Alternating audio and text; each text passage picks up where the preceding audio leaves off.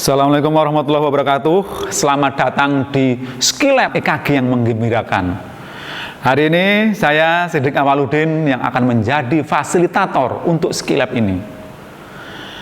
Saya yakin Anda semua sudah membaca buku panduan yang sudah kami berikan.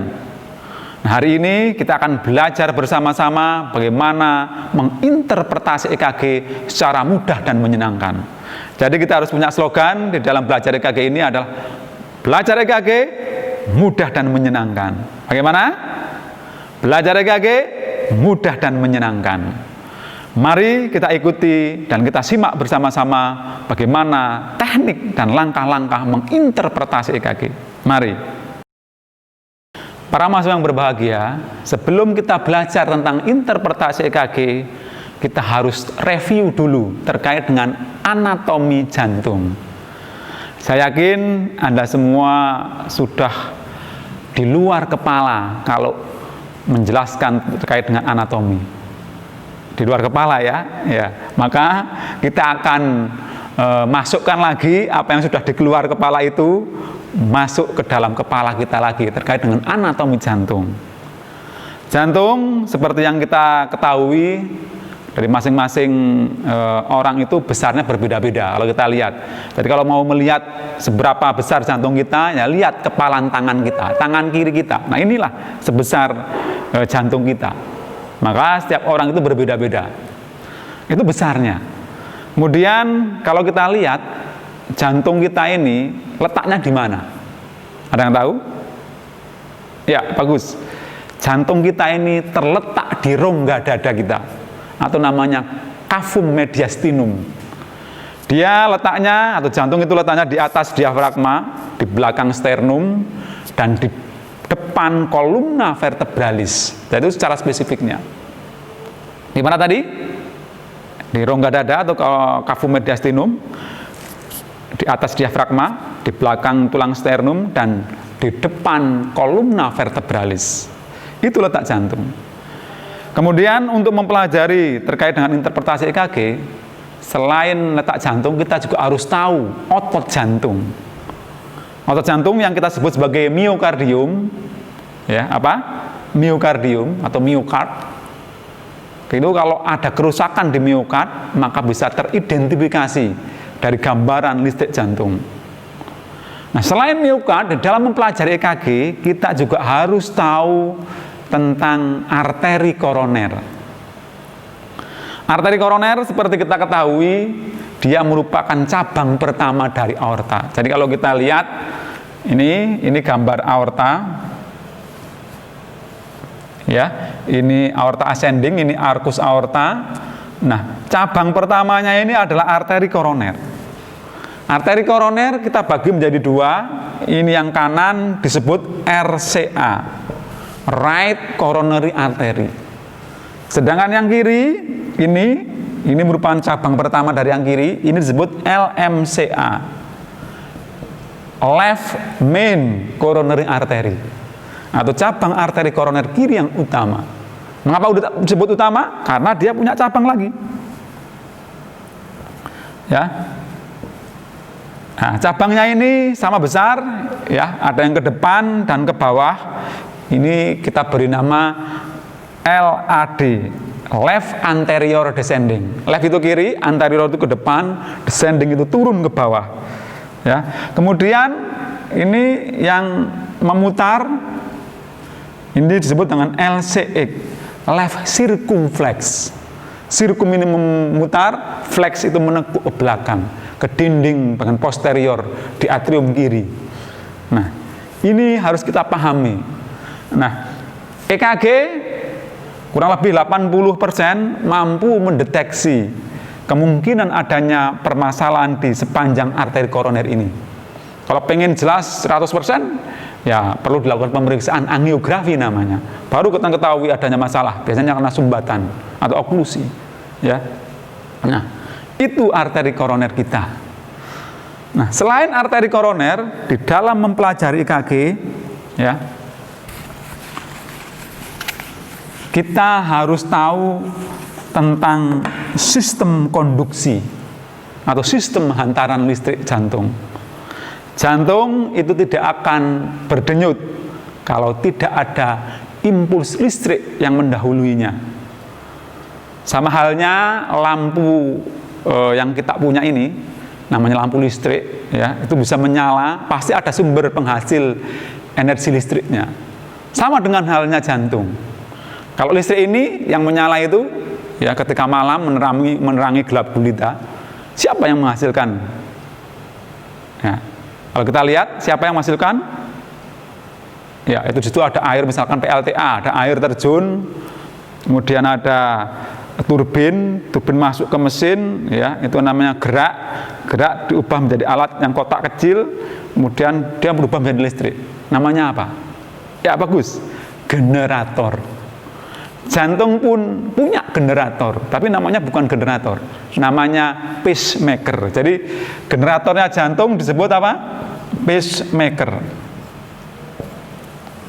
Jantung dianugerahi oleh Tuhan dengan 3 generator, sungguh sangat luar biasa. Punya 3 generator. Generator utama itu kita sebut sebagai sinoatrial node atau SA node. Ini generator utama. Generator kedua atau pacemaker yang kedua, ya, itu adalah AV node, atrioventricular node. Dan yang ketiga adalah serabut Purkinje. Serabut Purkinje. Masing-masing dari generator ini, ya, mampu menghasilkan impuls listrik dengan frekuensi yang berbeda-beda. Dalam kondisi normal seperti kita, alhamdulillah, ya, ini SA node lah yang menghasilkan impuls listrik kita. Berapa frekuensinya? Paling besar yaitu 60 sampai 100 kali per menit. Nah, ini sesuai dengan heart rate normal kita. Jika SA node bermasalah, maka di cover atau digantikan oleh yang kedua, yaitu AV node. Tetapi frekuensinya lebih rendah, ya, lebih kecil, ya, yaitu 40 sampai 60 kali per menit. AV node bermasalah? Ya, masih ada generator ketiga, yaitu serabut Purkinje. Impulsnya paling sedikit, yaitu 20 sampai 40 kali per menit. Nah, ini harus tahu di dalam mempelajari tentang EKG. Kalau belum tahu, ya nanti harus diulang lagi, ya, dibaca lagi terkait dengan pacemaker yang ada di jantung, ya. Nah, oke, saya akan bertanya, siapakah yang menghasilkan impuls 40 sampai 60? Ya, siapa? Ya, bagus sekali, AV node. 20, 40? Ya, Purkinje. Oke, bagus, ya. Berarti Anda sudah lulus, ya, secara daring di rumah masing-masing, ya, terkait dengan pacemaker, ya. Nah, selain pacemaker, kita juga harus tahu tentang arah atau arus dari konduksi, arah jalannya impuls listrik. Jadi kalau kita lihat ini gambar jantung kita secara skematik, ya. SA node itu letaknya di muara vena cava superior. Nah, muaranya ada SA node. Dari SA node ini akan dipancarkan menuju ke AV node melalui 3 internodal track. 3 internodal track. Internodal itu inter itu antar, nodal itu nodus, jadi antar kedua nodus. Ada yang ke depan, ini namanya anterior, tengah itu middle, dan belakang itu posterior, internodal track. Itu sama-sama menuju AV node di sisi atrium kanan. Sedangkan atrium kiri dari SA node juga ada salurannya. Ini namanya bundle Bachmann, ya. Nah, kemudian dari AV node ini akan dipancarkan menuju bundle of His. Dari bundle of His ini dia bercabang 2. Yang kanan disebut RBB, right bundle branch, kemudian yang kiri disebut LBB, left bundle branch. Baru dia akan masuk ke serabut Purkinje yang ada di miokard. Nah, ini ada arah arah dari impuls listrik jantung. Ya, nah ini harus tahu Anda. Ya, penjelasan saya terlalu cepat atau terlalu lambat? Ya, oke. Para mahasiswa yang berbahagia, selain kita belajar tentang bagaimana arah impuls listrik jantung, sebelum kita belajar tentang interpretasi EKG, kita juga harus tahu istilah-istilah di dalam elektrokardiografi. Yang pertama adalah elektrokardiografi. Itu ilmu yang mempelajari tentang aktivitas listrik jantung. Kemudian elektrokardiogram. Itu adalah kertas grafik yang sudah ada gambaran aktivitas listrik jantung. Jadi ada elektrokardiografi dan elektrokardiogram. Ya, itu harus paham. Kemudian sebelum kita belajar lagi tentang interpretasi, kita harus tahu mesin EKG. Saya yakin ya pada mata kuliah sebelumnya Anda semua sudah belajar bagaimana cara merekam EKG ya. Nah, untuk merekam, menghasilkan sebuah rekaman listrik jantung, ini ada mesin yang kita gunakan. Nah, mesin ini berdasarkan salurannya itu dibagi menjadi 3 jenis. Ada namanya single channel. Single itu satu, channel itu saluran, satu saluran. Kemudian ada triple channel. Triple itu 3, channel saluran. Jadi ada 3 saluran. Satu mesin bisa untuk 3 langsung pasien. Dan bahkan ada yang namanya multiple channel. Satu mesin EKG bisa untuk 8-10 orang dalam waktu bersamaan. Dan bahkan ada yang lebih canggih daripada itu. Namanya telemetri EKG. Ya, tele itu jauh, metri itu jarak. Jadi jarak jauh seseorang 20-30 orang bisa direkam jantung secara bersamaan dengan wireless tanpa kabel. Ya, ini biasanya dipakai pada orang-orang yang sedang melakukan rehabilitasi jantung. Ya, ini mesin EKG. Ya. Kemudian yang harus tahu ya, dan ini sangat penting, itu adalah kertas EKG.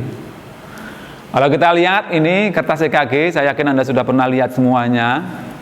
Ini namanya kertas grafik. Kalau kita lihat dari bentuknya, ini loh namanya grafik, itu ada namanya garis. Nah ini garis horizontal dan juga ada garis vertikal yang ke atas, horizontal yang mendatar. Kemudian ada juga kotak. Kotak ini bentuknya bujur sangkar, sama sisi. Kalau kita ukur dengan satuan panjang, satu kotak ini panjang dan lebarnya sama, ini 1 mm. Ya, itu disebut sebagai satu kotak kecil. Sedangkan ini garis yang lebih tebal, ini biasanya ini panjang dan lebarnya juga sama, ini bentuknya bujur sangkar. Ini panjangnya 5 kotak kecil, lebarnya juga sama 5 kotak kecil atau 5 mm. Ya. Jadi kalau ditanyakan satu kotak besar ini berapa kotak kecil panjang dan lebarnya? 5, ya, 5 kotak kecil. Nah, ini harus dipahami, ya. Jadi saya akan tulis di sini, ya. Jadi ini konsep, jadi Anda harus paham. Jadi kalau ada pertanyaan satu kotak besar, berapa kotak kecil tadi? 5 kotak kecil, ya. Oke, ya. Nah, sekarang garis horizontal. Garis horizontal, ya. Garis horizontal atau yang mendatar. Ini menunjukkan waktu. Ingat, garis horizontal menunjukkan waktu. Dimana kalau kita lihat dengan mesin EKG yang kita punya itu terstandar internasional, kecepatannya adalah 25 mm per detik, maka setiap melewati satu kotak kecil atau 1 mm butuh waktu 0,04 detik. Ya. Sedangkan kalau satu kotak besar atau 5 mm tadi, ini 0,20 detik. Ya, ini garis horizontal yang menunjukkan waktu. Ya, nah kita lihat di sini. Ya, ini ada pertanyaan untuk Anda. Ya, tadi satu kotak besar sama dengan 5 kotak kecil.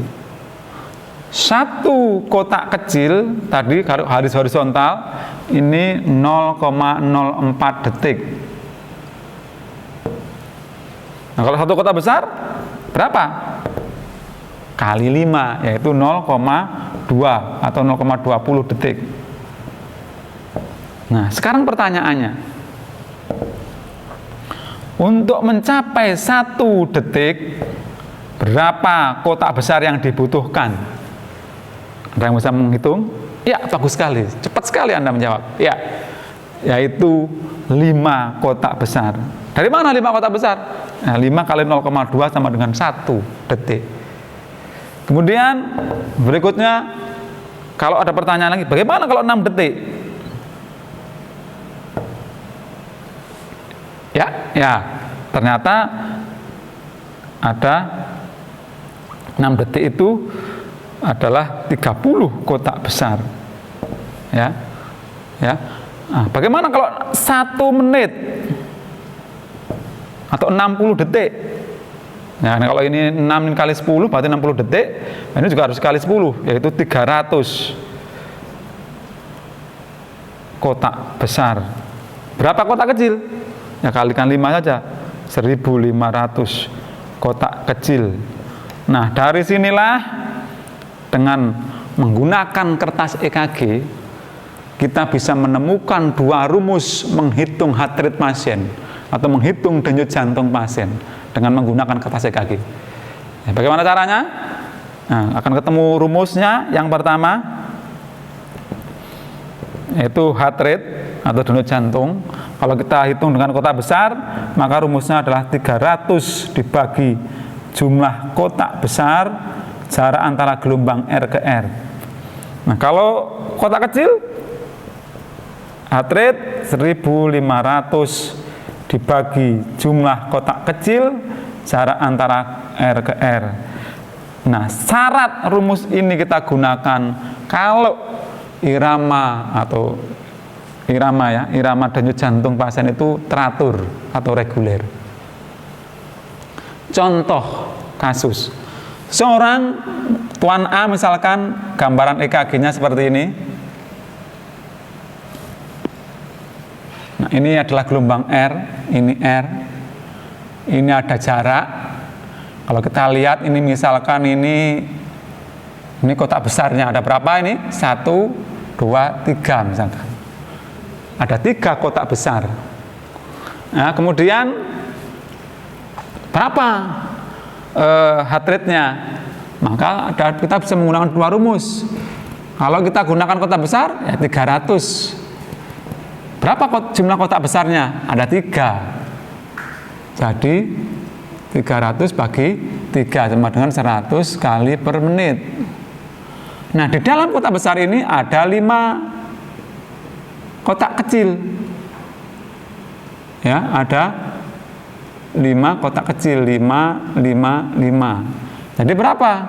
Kalau kita gunakan kecil, maka 1.500 dibagi 15. Ya, ketemu sama dengan 100 kali per menit.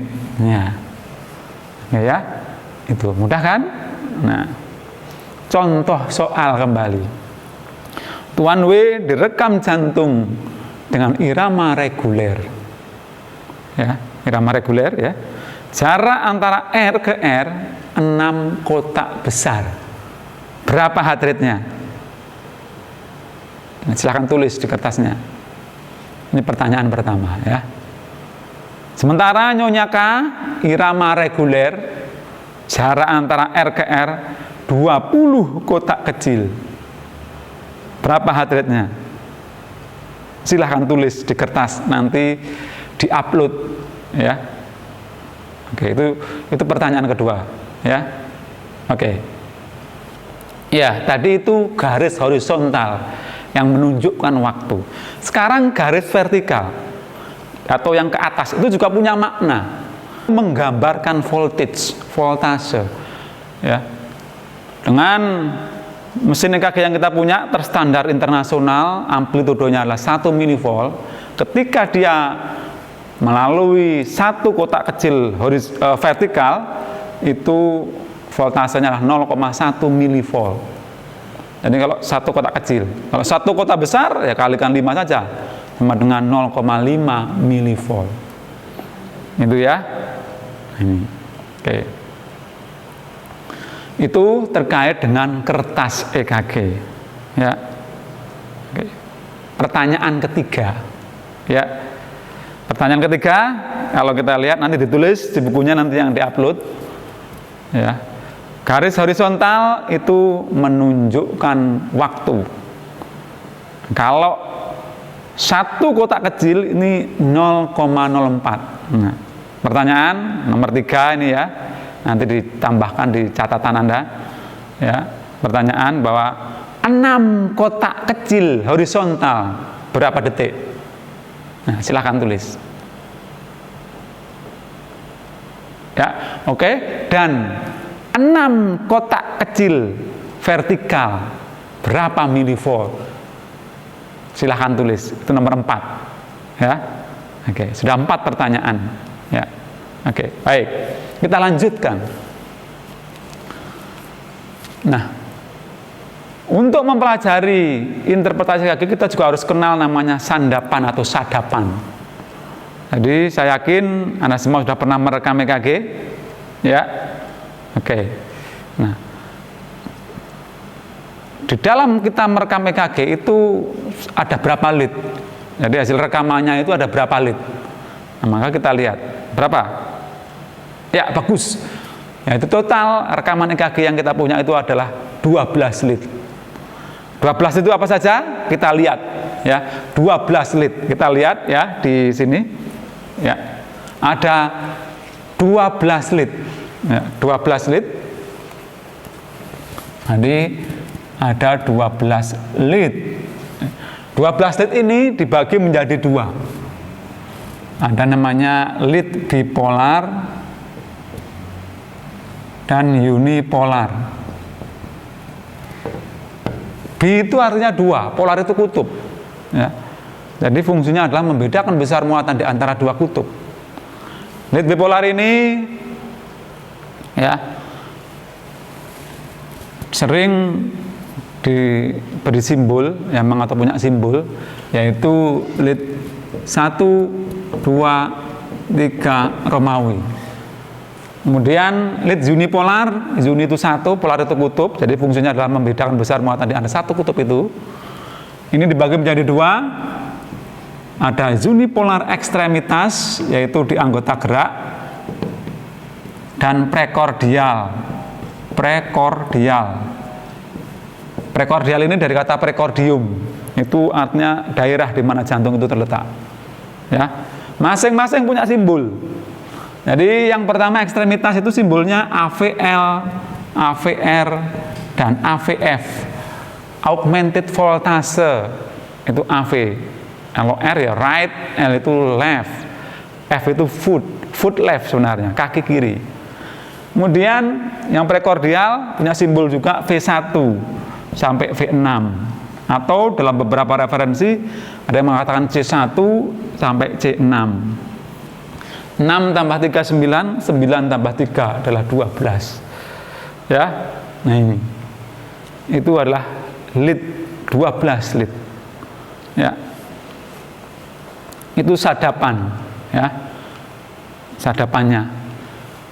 Baik, kita akan lanjutkan. Nah, ini tadi. Nah, sadapan ini ternyata bisa menunjukkan ya lokasi, ya, juga bisa menunjukkan daerah atau lokasi tadi, dan juga bisa menunjukkan arteri koroner mana, karena kalau sadapan-sadapan ini ada nama-namanya, ya. Nah ini kalau kita lihat, ini adalah tadi saya bilang bahwa sadapan itu bisa menunjukkan lokasi. Kalau kita lihat ya, ini masih ingat, ini kalau kita lihat gambarnya ya, ada lead bipolar dan unipolar. Nah, kalau lead bipolar tadi apa namanya? Ada lead 1, 2, dan 3. Ya, ini lead 1 ke sini. Ya. Lead 2 ya, dan lead 3 itu ke sini. Ya. Kemudian ada lead unipolar ekstremitas, ini tadi AVL, augmented voltase left, ini ke tangan kiri, dan augmented voltase right, ini ke tangan kanan. Dan juga ada AVF, dia itu ke kaki kiri, ya. Nah, kaki kanan berfungsi enggak? Nah, kaki kanan itu sebagai ground, ya. Warnanya hitam. Nah, ini, ya. Nah, kalau kita lihat dari masing-masing ini, arah ini bisa menunjukkan tadi lokasi. Jadi kalau kita lihat yang pertama ini lead 2, 3, AVF, semuanya ini arahnya ke bawah. Makanya kalau ke bawah disebut inferior. Ya. Kemudian kalau kita lihat V1 di sini dan V2 ini, V1, V2 ini lead prekordial. Ya. Ini tepat di septumnya jantung. Septum pembatas jantung. Makanya areanya namanya septal. Kemudian V3 dan V4, ini kalau kita lihat V3, V4, ya, ini V3, ini V4 nih, dia tepat di depan jantung namanya anterior. Ya. Kemudian V5, V6, ya, ini karena dia tepat, ya, ada namanya V5, V6 ini namanya lateral. Kalau V1 sampai V4, ya kita tinggal menggabungkan saja, nah, anterior dan septal, ya.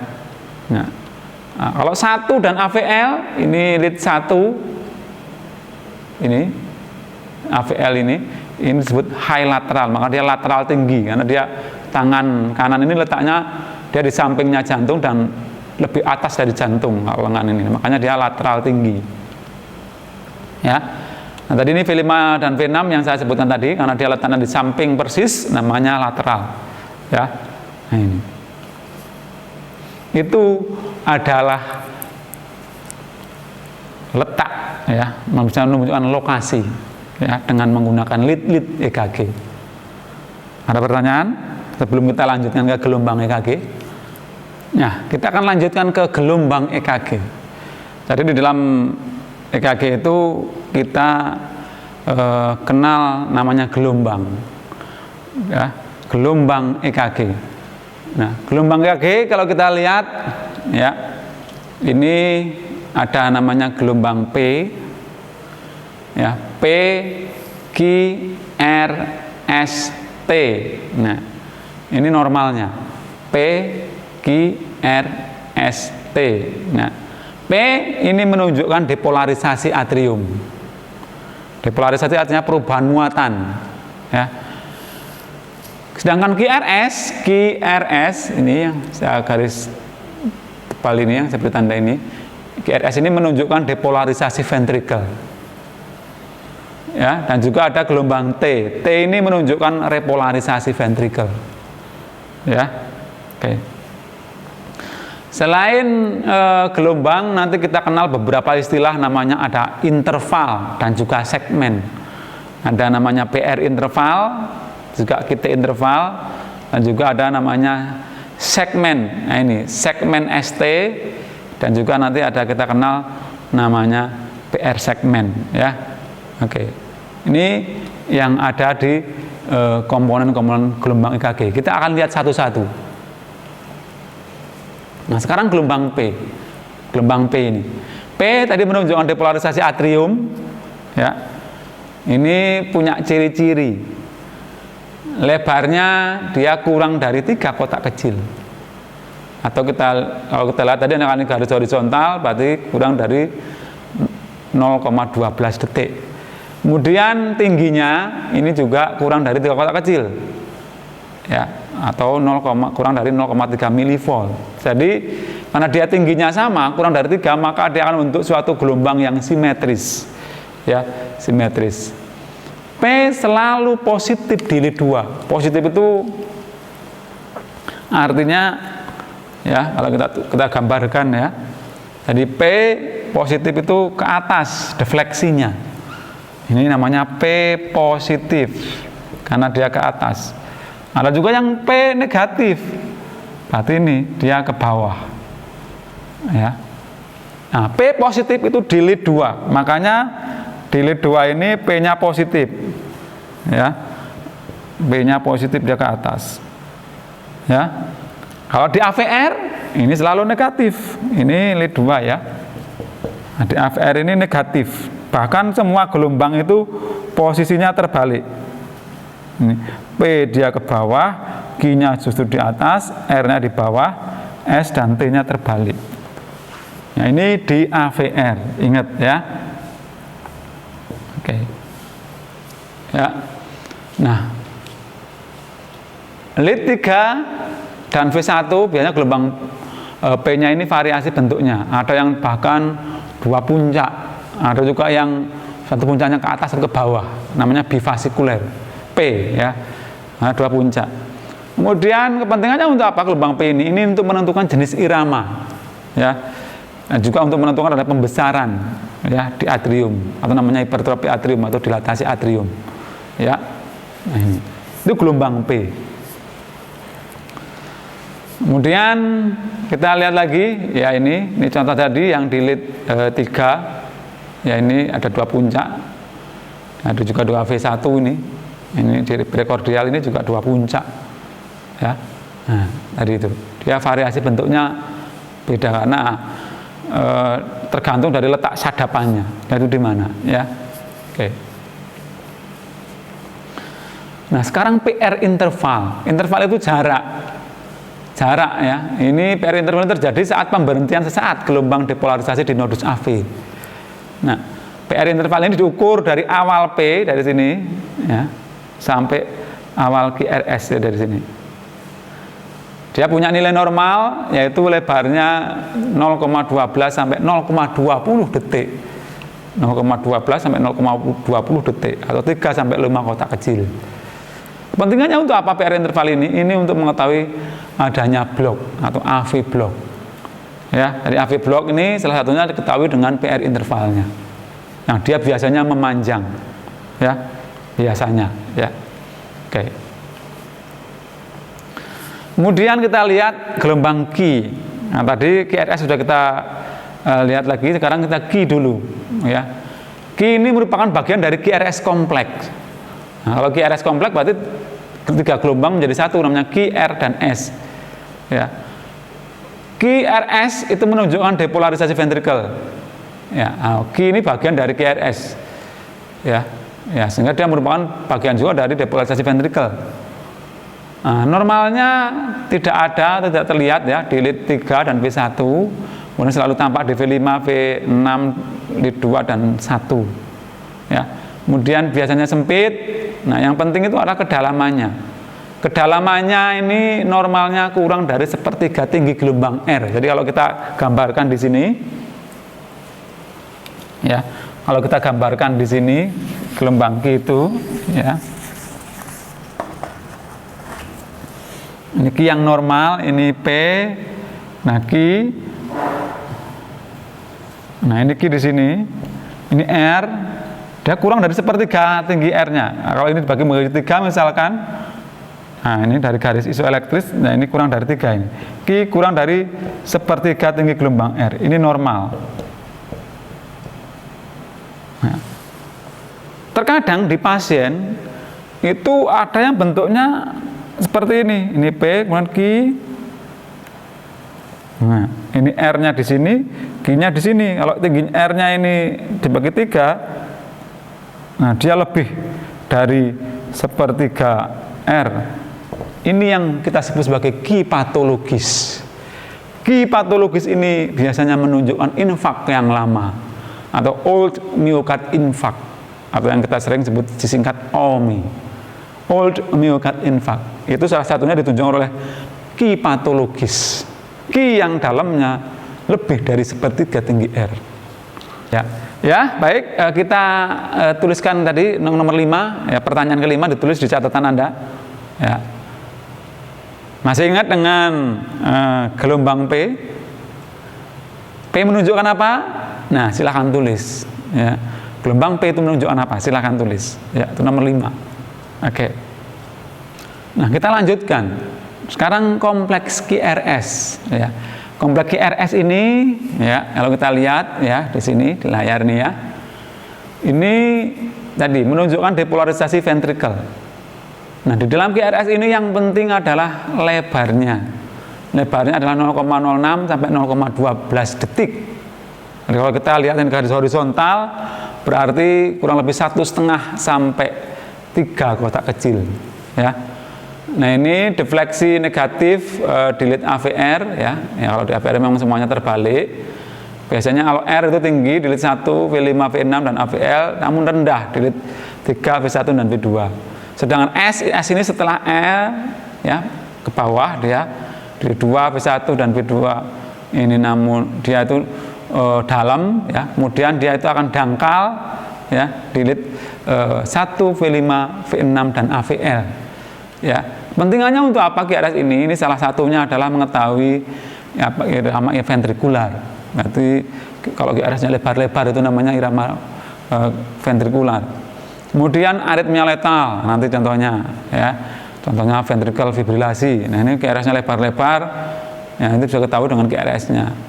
Kemudian ada pembesaran di ventricle dan adanya block, baik itu right bundle branch block atau left bundle branch block. Itu adalah QRS.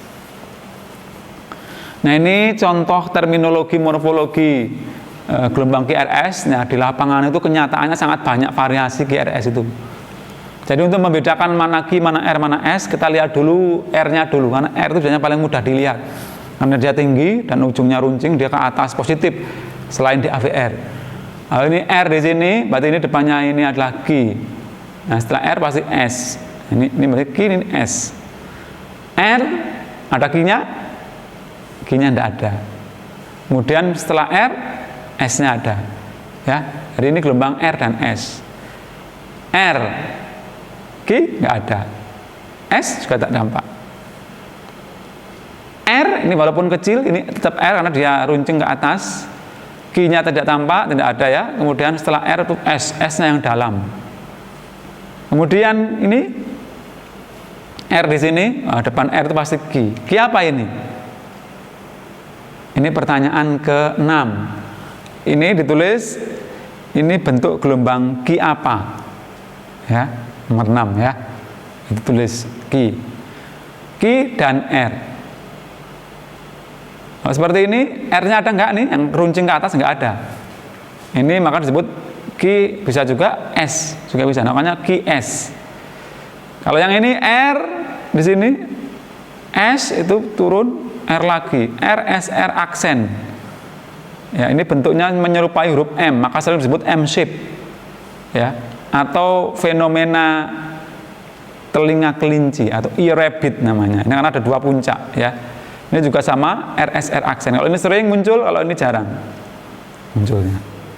Itu adalah terminologi morfologi gelombang QRS. Ya. Oke.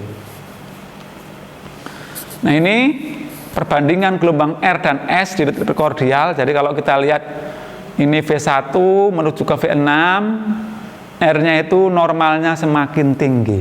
Jadi nanti kalau Anda merekam, lihat dulu V1 sampai V6-nya. Kalau dia gelombang R-nya itu tinggi, berarti normal. Kebalikannya S. S itu semakin menuju ke V6, itu semakin rendah atau semakin menghilang. Ya. Oke, jadi kalau kita lihat R dibagi S dibagi 1 itu pasti kurang dari 1. Ya karena ini lebih rendah dibagi lebih panjang, jadi pasti kurang dari 1. Sedangkan R dibagi 6, R S itu pasti lebih dari 1 ya. Karena dia lebih tinggi R-nya daripada S-nya. Ya, oke. Kita akan lanjutkan sekarang segmen ST. Segmen ST ini adalah waktu antara akhir depolarisasi dan awal repolarisasi. Kalau repolarisasi ini adalah proses pengembalian muatan ke keadaan semula. Jadi setelah tadi berubah, dikembalikan lagi. Kalau dia berubahnya namanya depolarisasi, kalau repolarisasi adalah pengembalian muatan lagi ke posisi semula. Segmen ST ini normalnya isoelektris. Isoelektris itu garis lurus, horizontal. Ketika awal P itu naik, kemudian tarik garis lurus, nah ini namanya garis isoelektris. Nah ST segmen itu ini sejajar normalnya. Nah kalau dia sejajar pasti ada 2 kemungkinan, atau yang mengalami penyimpangan atau deviasi. Nah, contohnya ini kalau kita lihat ini garisnya isoelektris di sini harusnya. Nah ternyata di ST segmennya di sini di atas garis isoelektris, jadi menyimpang dia. Menyimpangnya kemana? Ke atas. Kalau atas naik berarti elevasi. Sedangkan ini kita lihat ini isoelektrisnya di sini, dia ke bawah. Di bawah garis isoelektris namanya ST depresi. Nah, fungsinya apa ini? Ini apabila terjadi deviasi tadi, penyimpangan, maka kemungkinan ada iskemik. Iskemik itu ditunjukkan oleh ini, ST depresi. Sedangkan yang ke atas, ini ST elevasi biasanya menunjukkan injury atau infak miokard yang akut. Nah, itu, ya. Oke. Nah, ini contohnya, ini berarti ST yang mana ini? Ini ST elevasi karena garis isoelektrisnya di sini. Sedangkan ini ST depresi, ya. Depresi menunjukkan iskemik, sedangkan yang elevasi tadi menunjukkan injury atau infak yang akut. Begitu? Masih fokus dengan penjelasan saya? Ya, bagus sekali. Anda tetap fokus. Ya. Nah, kemudian kita lihat tadi interval QT.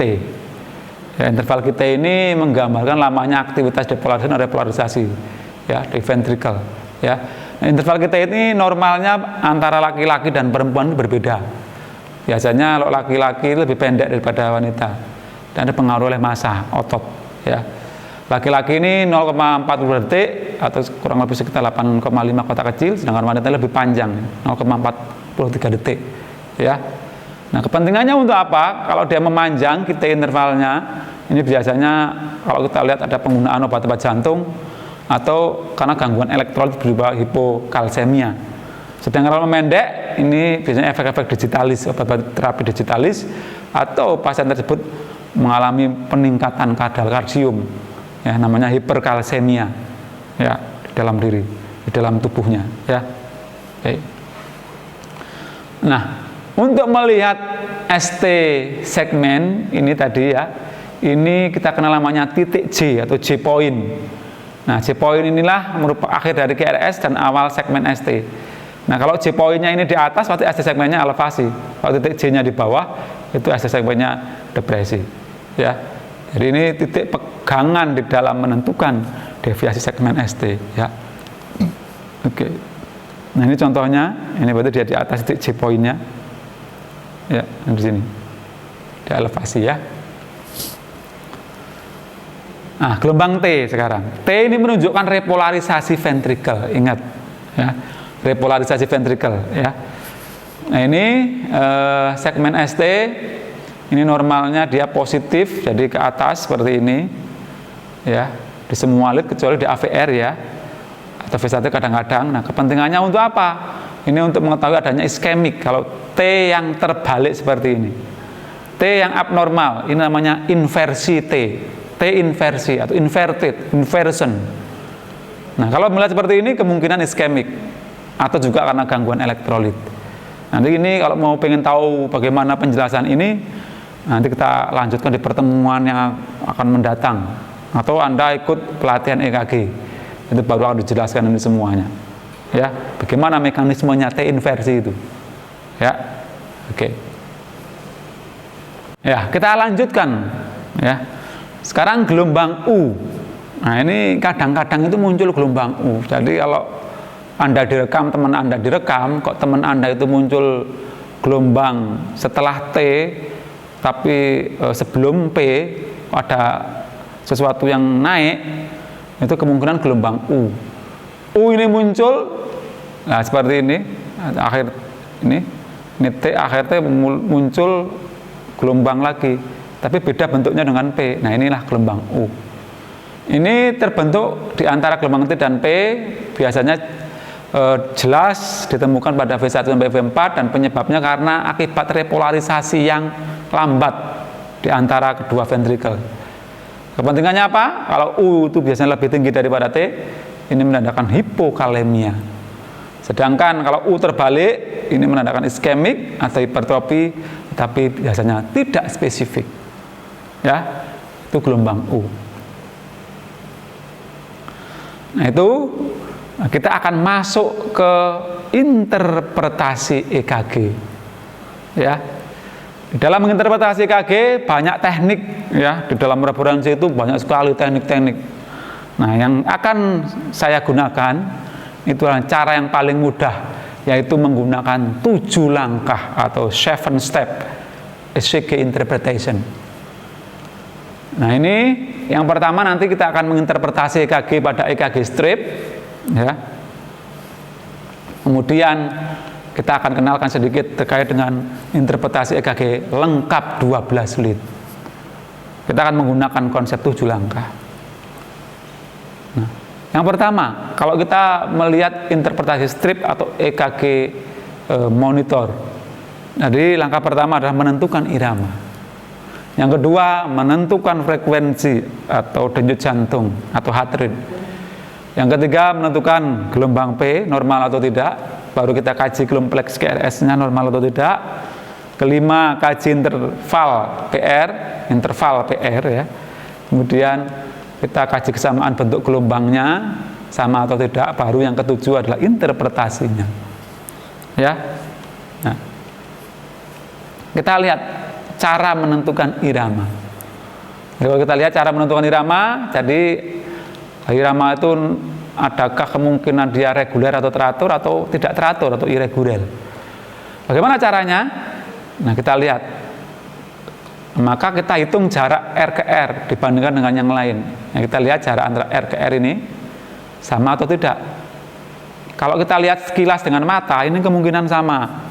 Tapi hati-hati, mata itu seringnya kalau melihat garis-garis itu sering tertipu. Jadi harus betul-betul diukur menggunakan kertas. Jarak ini ya diukur jaraknya. Nah, puncak ini ke sana dengan kertas tandain, kasih titik, geser titiknya. Sama enggak dia? Kalau sama berarti reguler. Kalau seperti ini, kita lihat jarak antara R ke R-nya. Ini ada panjang, ada pendek. Nah, kita lihat ini irregular, ya nggak sama. Ya, sebenarnya tidak hanya R ke R, P ke P pun, kalau yang ini yang reguler, P ke P pun harapannya akan selalu sama jaraknya. Jadi antara R ke R, ini jaraknya R ke R, sama kalau kita garis ke P itu sama. Ya, oke. Baru yang kedua adalah menentukan heart rate. Untuk menentukan heart rate tergantung dari langkah pertama, yaitu menentukan irama. Tadi sudah kita jelaskan sebelumnya di awal bahwa ada 2 rumus menghitung heart rate pada irama yang reguler. Masih ingat? Ini karena ini gambarnya reguler, kita gunakan kotak besar dan kita gunakan kotak kecil. Nah, kita ingatkan lagi ini. Kalau 300 ini kotak besar, dan juga 1500 sebagai jumlah kotak kecil di antara 2 gelombang R. Ini kena katakan kotak kecil ya. Nah, ini contohnya ya. Nah, ini kita rumus ke kotak besar, makanya 300 dibagi 4. Nah, ini ada 4 kotak besar, ketemu 75. Ini 1500 dibagi 20. Nah, ini 20 kotak kecil ya, 75 sama ya. Nah, ada cara pintas kalau kita dalam kondisi emergensi kita gunakan ini. Jika iramanya reguler, kok jarak antara R ke R-nya ini di antara 3 sampai 5, berarti dia jaraknya antara 60 sampai 100, berarti dia normal. Kalau dia lebih dari 5, berarti dia memanjang, justru heart rate-nya semakin pendek. Ya. Berarti dia kemungkinan bradikardi. Sedangkan kalau dia jaraknya kurang dari 3, berarti dia pasti, karena dia cepat-cepat jarak antara R ke R-nya, berarti denyutnya semakin cepat. Jadi kemungkinan takikardi lebih dari 100 ya. Oke. Nah, ini kalau irregular. Kalau irregular menentukan heart rate-nya, maka kita lihat jumlah gelombang R dalam 30 kotak besar. Masih ingat 6 detik. 6 detik itu 30 kotak besar. Karena 6 detik untuk mencapai 1 menit harus dikalikan 10. Jadi kita hitung dulu, ini kita tandain dari sini. Ini misalkan 1 kotak besar pertama, kita ukur 1, 2, 3, 4, 5, 6. Nah, dari sini ya. 1, 2, 3, 4, 5. Ini 5 ya. Nah, ini 5 lagi 10. 15 ya. Ya. 15 tambah lagi 20, 25, 30 kotak besar sampai sini. Ya, hitung jumlah QRS-nya sepanjang 30 detik ini berapa?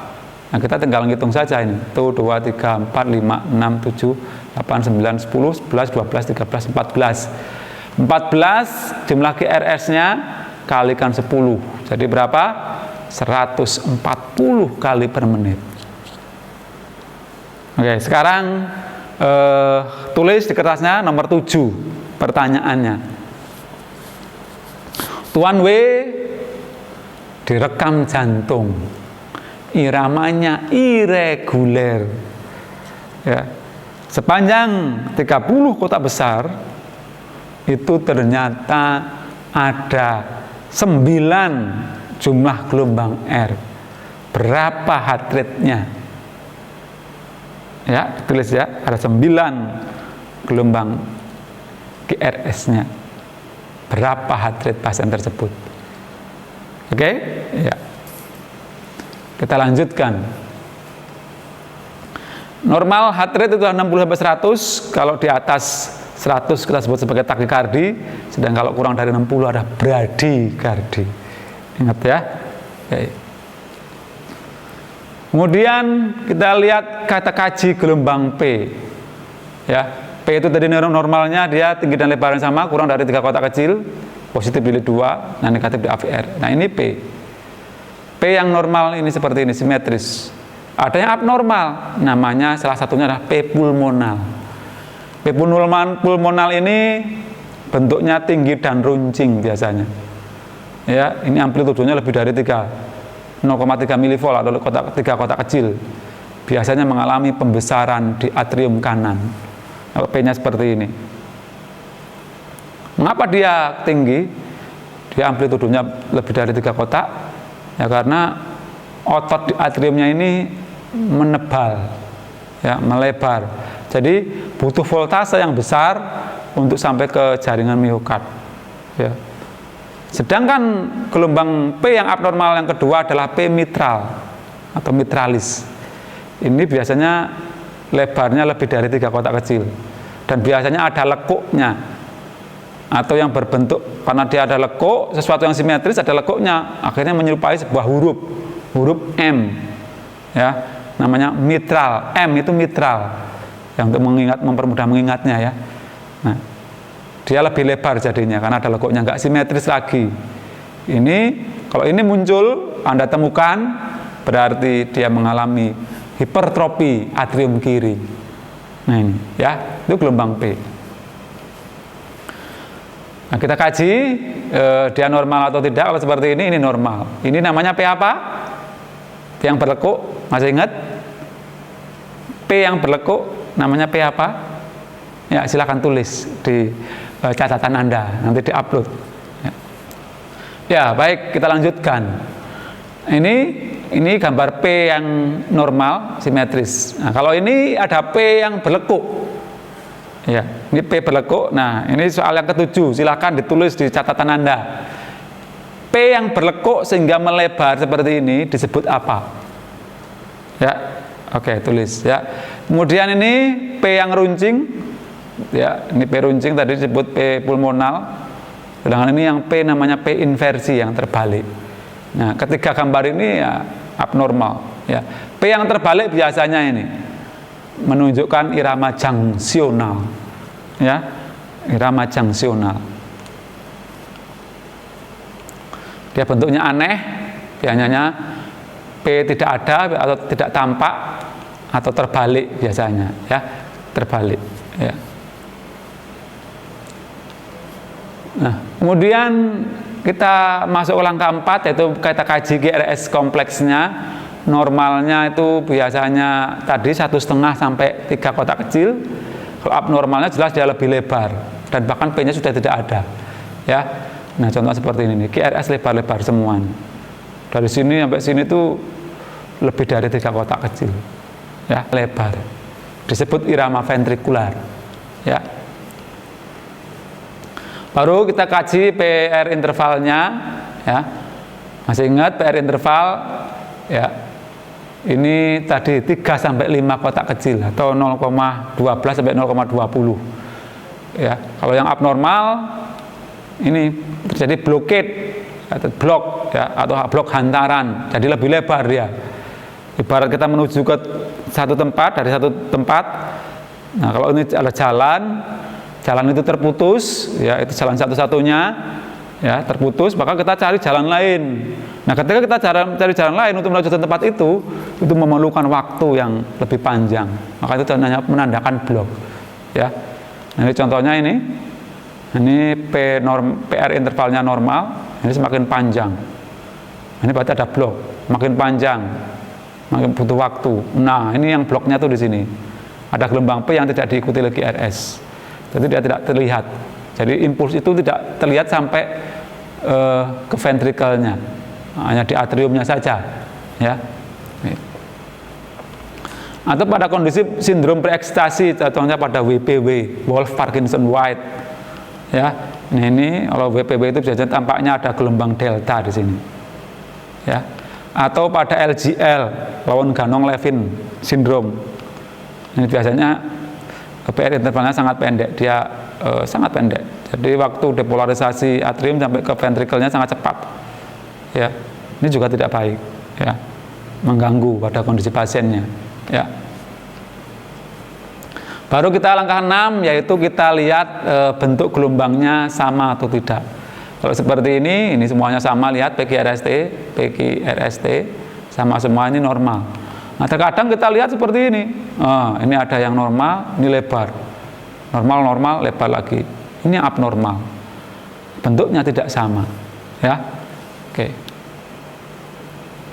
Baru yang ketujuh, ya, kita lihat interpretasinya. Nah, kalau seperti ini kita lihat 6 langkah. Pertama kita lihat iramanya reguler, ya, teratur dari jarak antara R ke R-nya. Kemudian frekuensi heart rate-nya kita hitung, ya, ini kurang lebih tinggal berapa, ya. Ini enggak 1, 2, 3, 4, ya. 1, 2, 3, 4 kotak besar, berarti 4 kali 5, 20, masih kurang 1, ini 19. Berarti 1500 bagi 19, kurang lebih seperti ini, ya. Kemudian kita lihat gelombang P-nya ini kalau kurang dari 3 pasti normal. Kita lihat PR intervalnya dari awal QRS, kalau dia 3 sampai 5 itu juga normal. Ya, ini 3 berarti 0,12 detik. Kemudian kompleks QRS-nya ini, ya, ini juga 3, ya. Karena normalnya 1,5 sampai 3, ini 3, berarti dari sini tuh 2, 3 ini normal, ya. 0,12 detik, dan bentuk gelombangnya semuanya sama. Nah, ini namanya EKG normal, ya, namanya sinus rhythm, namanya ini EKG normal sinus rhythm. Di luar ini jika ada satu saja dari 6 ini, ya, ini satu saja abnormal, misalkan iramanya irregular, yang lainnya normal, itu sudah masuk kategori aritmia atau dysrhythmia, ya. Oke.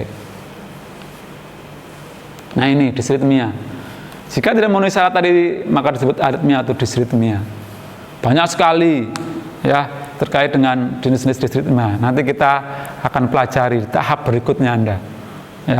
Ya, di tahap profesi nanti kita akan pelajari secara jelas terkait dengan jenis-jenis dysrhythmia yang sangat banyak.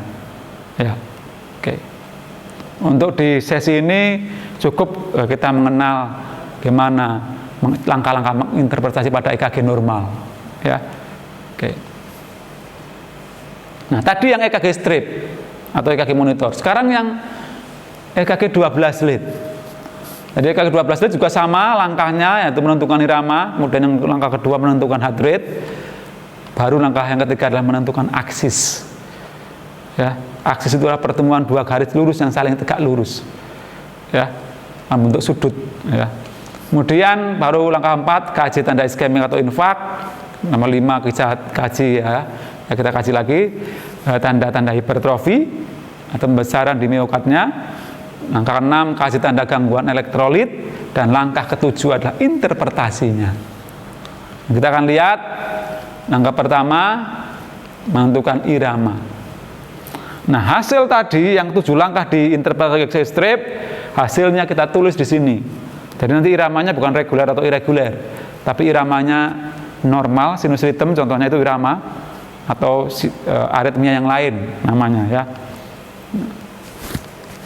Ini contohnya tadi, Ini EKG strip ya. Kalau seperti ini jadi normal ya. Ini berarti sinus rhythm. Apakah dia sinus atau aritmia? Kalau ini sinus rhythm ya. Oke. Bentuk gelombang normal. Kalau seperti ini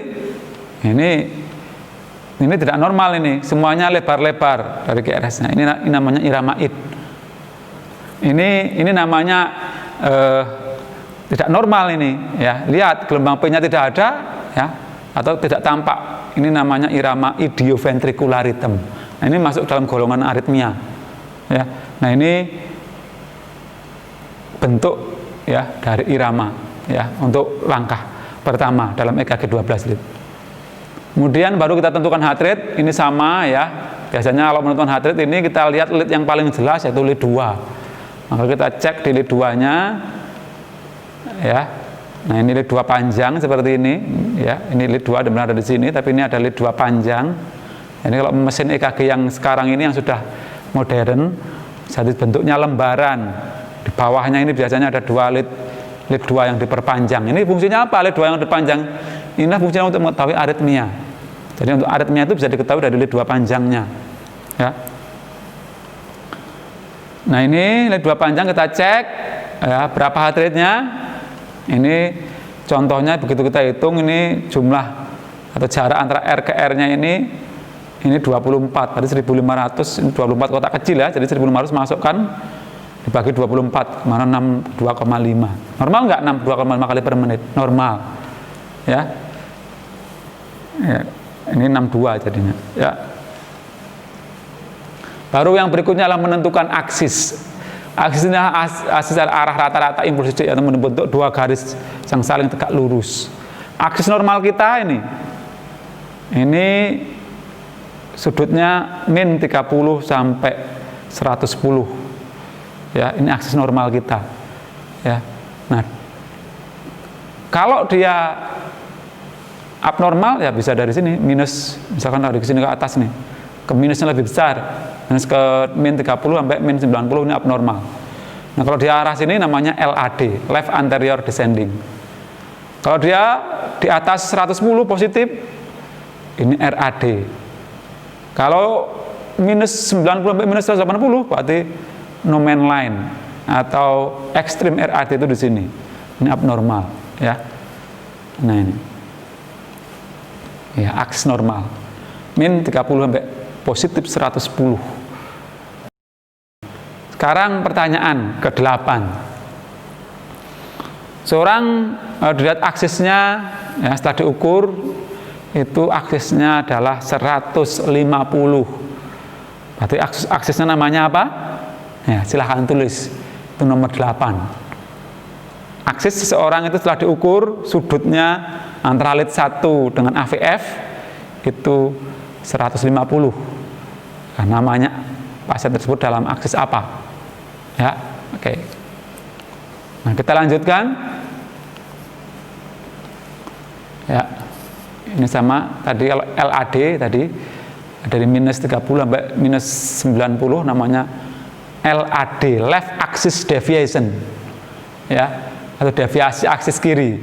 Dan yang satu tadi di atas 110 ke atas sampai 180 positif, ini namanya RAD ya, right axis deviation atau deviasi aksis kanan.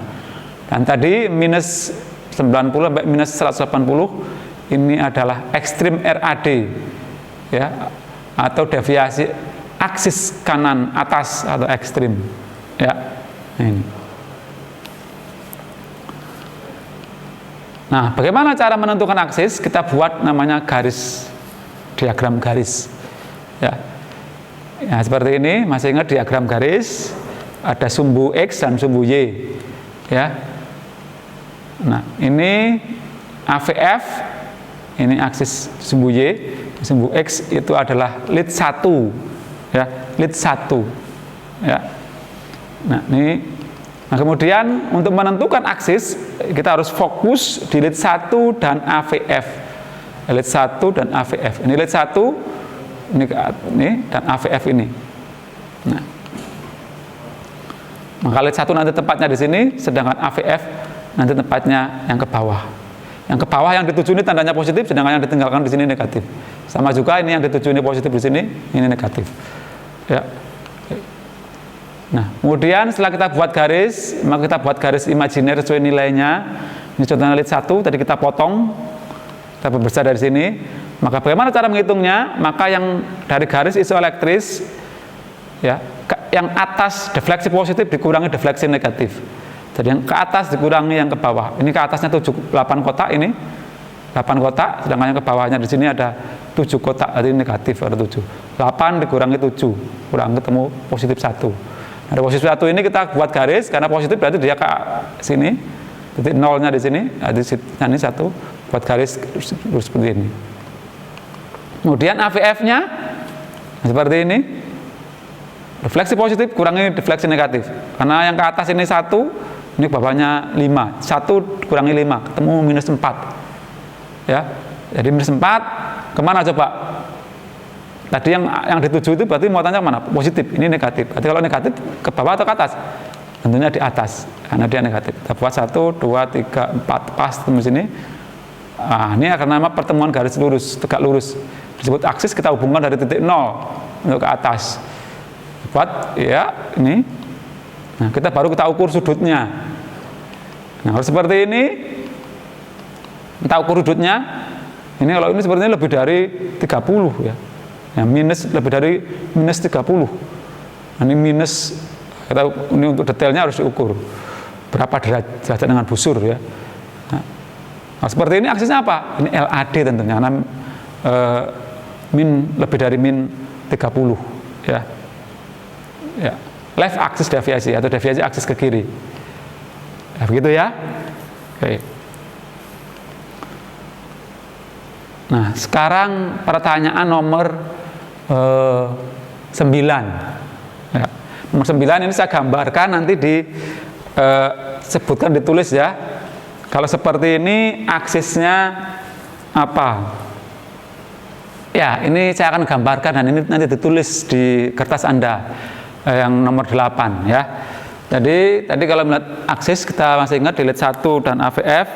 Nah, lid 1 ya, ini digambarkan ya. Ini bentuknya seperti ini.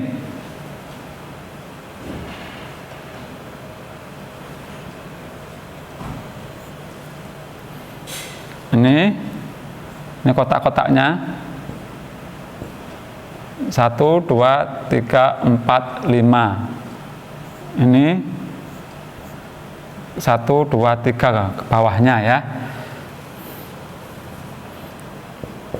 Kemudian AVF.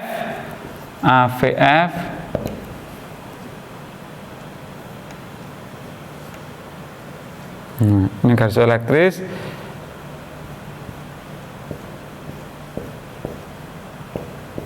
Ini ke atasnya 3, bawahnya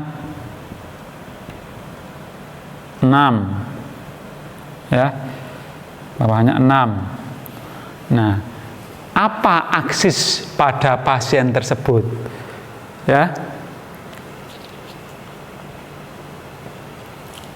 Ya, oke ya, kita lanjutkan. Baru yang keempat kita kaji tanda-tanda iskemik dan infak ya. Ya, kita cek pada lid yang berpasangan, tentukan lokasinya. Nah, ini contoh, ini QRS yang normal, ini ada tanda-tanda ST elevasi ya. Ini yang akut, ini kalau dia udah berlangsung lebih dari 1 jam, ini muncul gelombang Q ya. Ini namanya evolusi infak ya. Ini pada sudah lebih dari 1-2 hari, Q patologis muncul, T-nya terbalik ya. Ini lebih dari 3 hari ya. Ini Q patologis semakin jelas, ST elevasinya sudah normal, tapi T-nya masih terlihat ya. Kemudian ini namanya reason ya. Kemudian tinggal Q patologis yang terakhir, ini old myocard infarct seperti ini. Jadi ini ada perjalanan terjadinya iskemik dan infak dari segi waktu Ya, ini namanya evolusi infak. Ya. Nah, baru kita kaji tanda-tanda hipertrofi. Ya, biasanya kita lihat perubahan gambaran EKG di V1 sampai V6 atau terjadi perubahan aksis. Nah, ini seperti ini. Ya.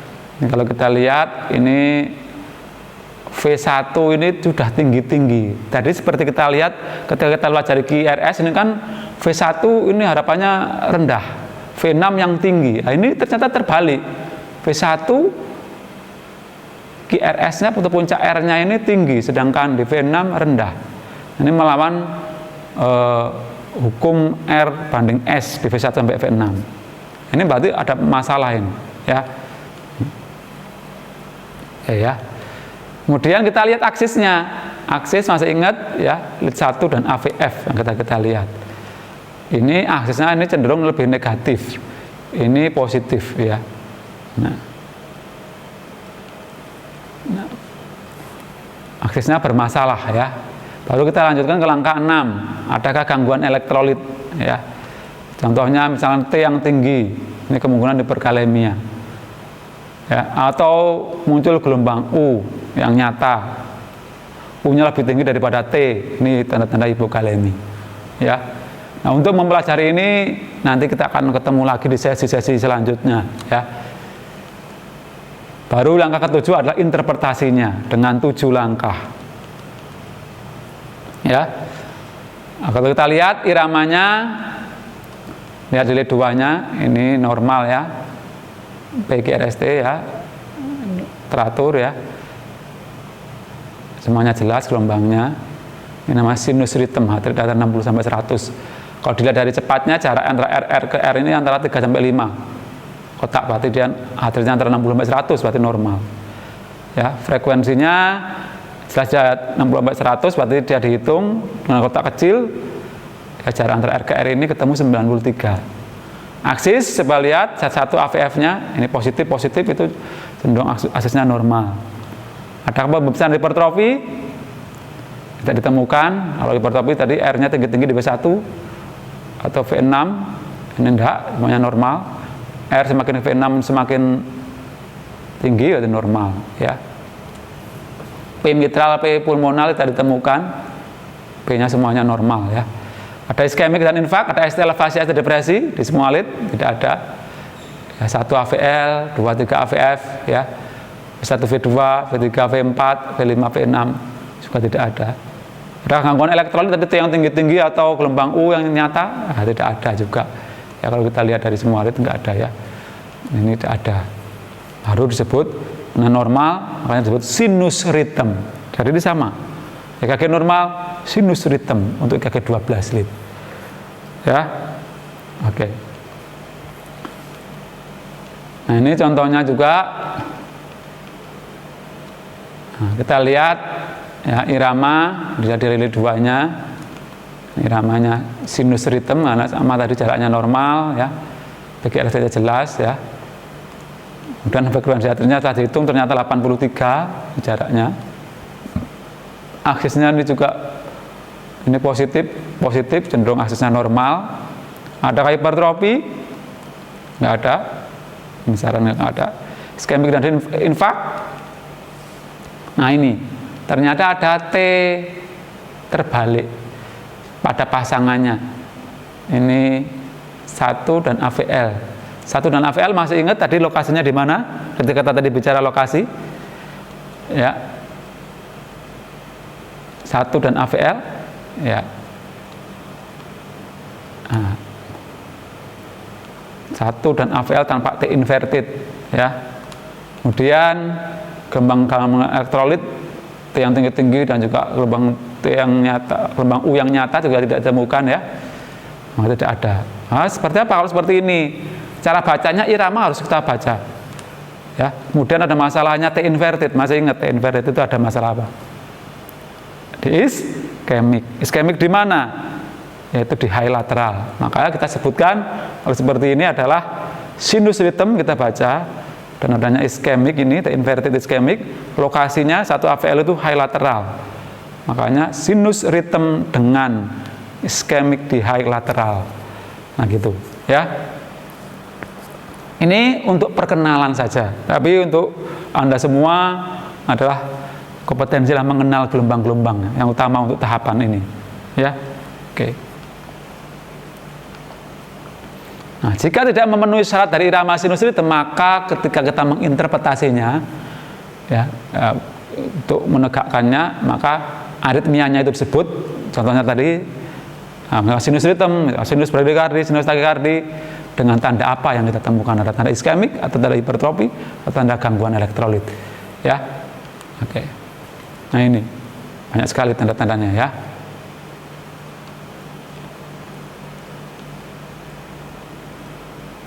Nah, demikian ya penjelasan untuk langkah-langkah interpretasi EKG ya pada EKG strip dan EKG 12 lead.